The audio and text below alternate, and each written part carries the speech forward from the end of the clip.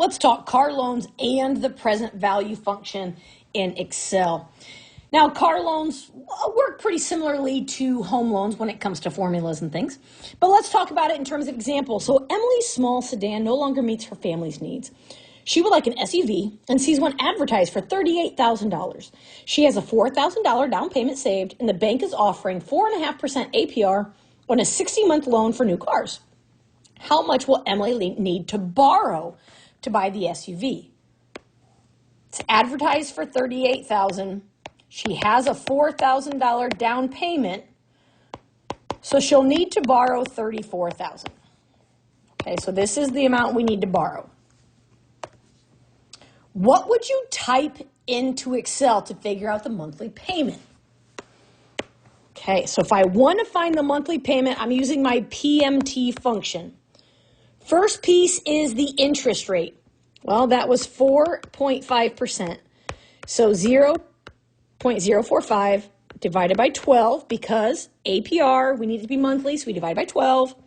Next, we need number of payments. It tells us it's a 60-month loan. So number of months is 60. And she needs to borrow $34,000.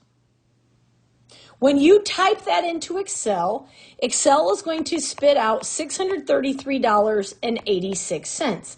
So that would be the monthly payment. What will the total of all of Emily's payments be over the lifetime of the car loan? Well, $633.86 is 1 month.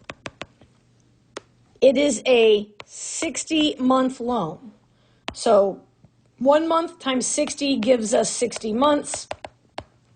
So if I multiply $633.86 by 60, I end up with $38,031.60. So how much will she pay in interest? So remember that the total payback minus the total borrowed gives us the interest. So the total payback is $38,031.60. This assumes she only makes the minimum payment. She borrowed $34,000, so the interest is $4,031.60.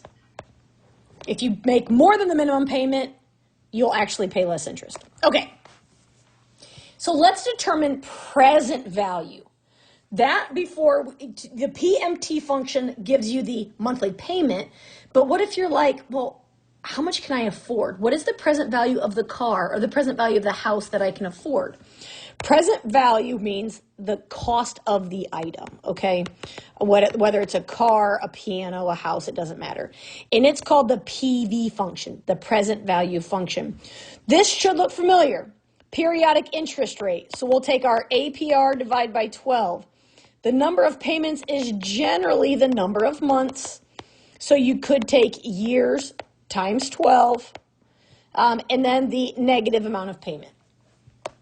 So let's assume that Emily can qualify for the 4.5% APR 60-month car loan, but she says, you know what, I really only can afford $300 a month. That $633 is just way too much. Like, no, pass. But she still has the $4,000 down payment. So she's saying, okay, if I have a $4,000 down payment, I can afford $300 a month. What is the price of a car I should be looking at? Because y'all, that's important. It really stinks to go fall in love with a car and then be like, well, I can't afford that. So it makes sense to figure out ahead of time, what can you afford?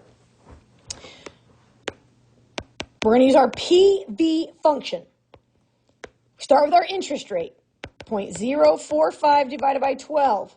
How many months? Well, it's still a 60-month payment, and she can afford $300 a month. So you would type this into Excel. So now you're finding the present value.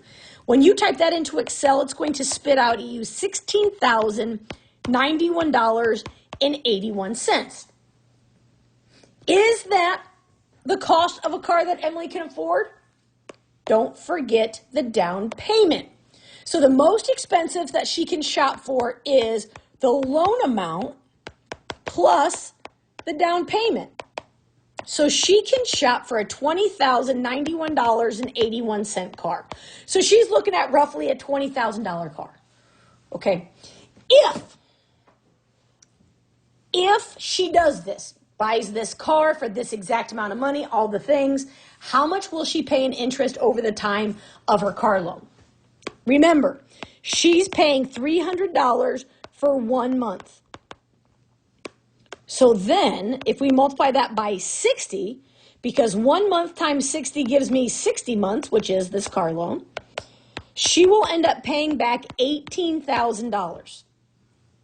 If we subtract how much she borrowed, $16,091.81, she will have paid $1,908.19 in interest. Which, that should make sense. If you borrow less money, you're going to pay less money back, and therefore you're going to pay less interest, right? All of that should make sense logically. But it just shows that you can calculate and find whatever you need. If you need to find the payment, you use PMT. If, in this case, you need to find the present value, you use PV. You can find whatever you need using Excel.